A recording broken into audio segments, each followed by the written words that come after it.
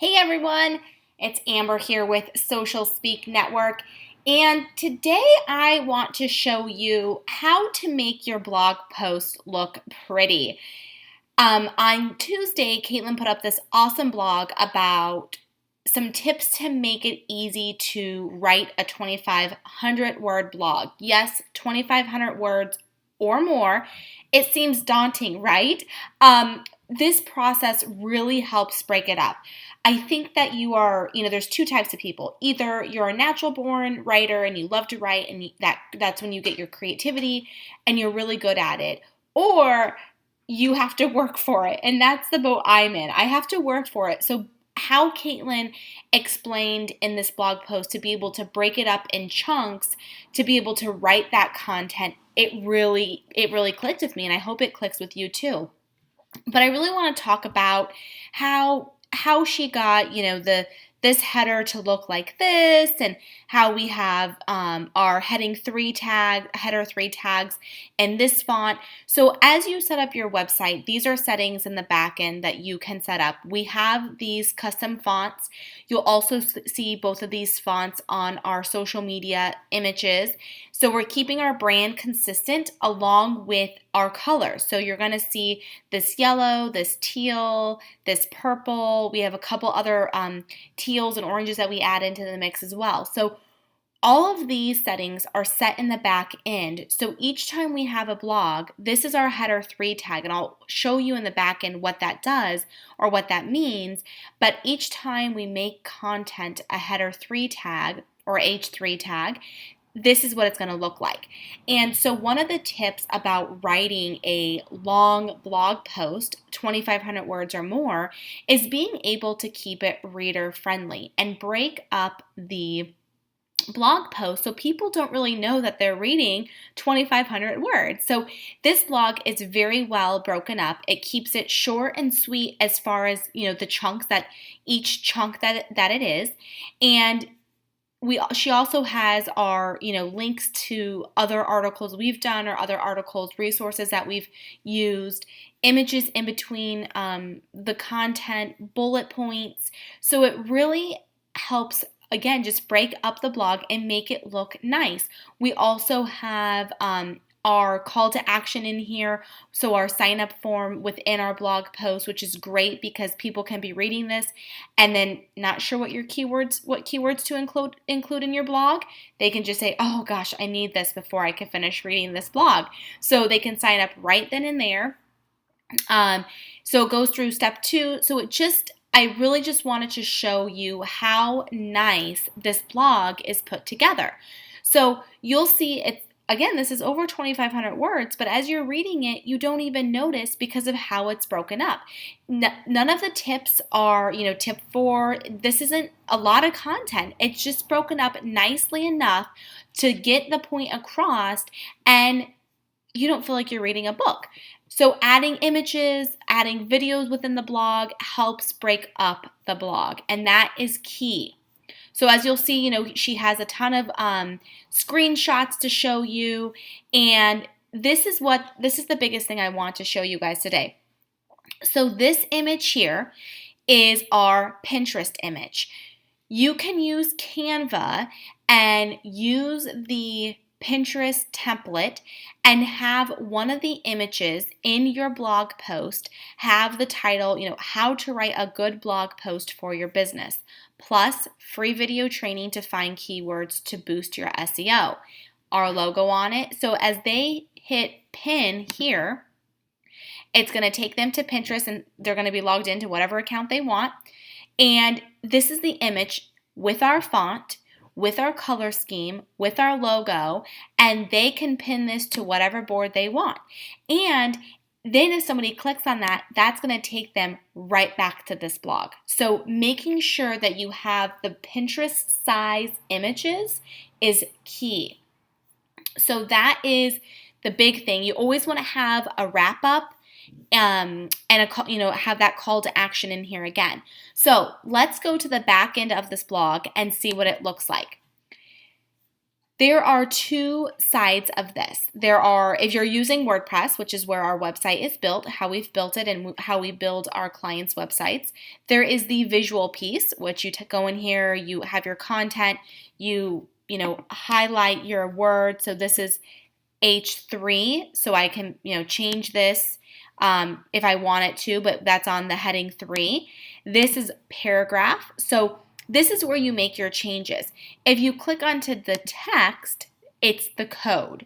So you can see how the link that we had in there is a link to how to use Keyword Finder.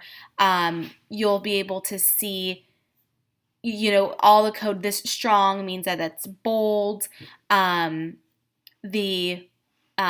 little bullet points. So again, it just depends on how comfortable you are with code or, visual. I always use the visual, and then I go into the code if I want something to be center, or I'll show you. So each of these headers here that were like the tips, those are the heading 3 tags, okay? You can also just bold, bold and italicize. You can change the text color here if you want to. The bullet points. So it breaks the blog up, and you can see what it looks like here. And again, so here where it says not sure where your keywords, she didn't type this in here. This is a code from our MailChimp account that we had already set up. See where it says begin MailChimp sign up. So from here to here is the MailChimp form. So when you are putting in a code from MailChimp, or down here a little bit further, she has a video, you will want to, so I get to this point in my blog, I want to put in this code, I am going to want to go to the text, go to that spot I need, and paste that code into there. Same thing with the video. If you post the code into the visual spot, it's not going to take. It has to be put into the text area of WordPress. So this is what it looks like on this screen, but as you see, that is not what it actually looks like on the blog. And you would set the settings in your MailChimp account, which we have videos on as well. So each of our tips are our heading 3. Like I said, we do have some bolding. We have the bullet points. And then we have, let's see. Oh, the videos too. So all of, the screenshots, any images, what you would do is you can just click add media and insert your screenshots there. You do not have to go to the text version to do that. You just have to go to the text version for the code from MailChimp or YouTube. The heading 3 tags does help with your SEO, so it's important to have those in your blog posts. And I just want to scroll back up real quick. The title of your blog, again, in your settings, you would be able to set the font like we have here for each of your blog titles. So depending on your theme, you'd go into the back end of your theme, and there's going to be settings for your heading 1, heading 2, heading 3. And that is, really being able to put this together here. And then if you want to see in the process of what it looks like before you actually publish it, you can always just go up here to preview changes and look and see what the blog looks like. Now I want to show you one little trick that for the Pinterest posts, you can put in this little code here. So here you would see that we have more than one image. So only people looking at the blog see this Pinterest image. But when I go to pin this blog post, there's actually two images that show up. There's this one, and then one that looks like exactly like this, but in a yellow color scheme. So by adding this div style display none, that lets you know that which image you want to display. And so here you can see the code, and you'll obviously want to make sure you in the div, but you will be able to have 2 or 3 images on that one blog post, but only one image would show up on the actual blog post. So this image is the one that's not being displayed, but this image here is. So this is the code that you need if you're putting in, and what you would do is in the visual, you would enter this blog or this image here, and then, hit enter the next one, and then in the code in front of the image that you do not want to show, you would then put in this div style display none. So that's just a fun little trick to learn and try out. And again, we have our MailChimp form down here. So having that call to action more in the blog more than once is perfectly fine, because some people may want to, for me, if it's something I like right away, I'm going to sign up in the beginning. For other people, they may want to read this whole blog before they get to the bottom and then, sign up. So you can see this is a 2,558 word blog.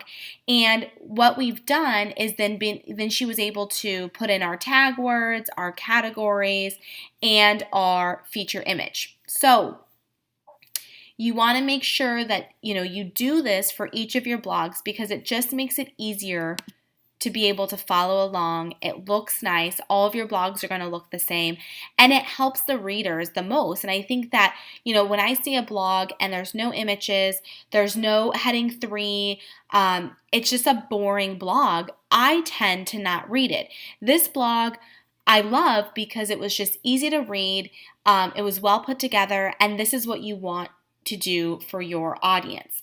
If you have questions on any of this, please let us know, and share your next blog post with us on Facebook or on Instagram. Thanks.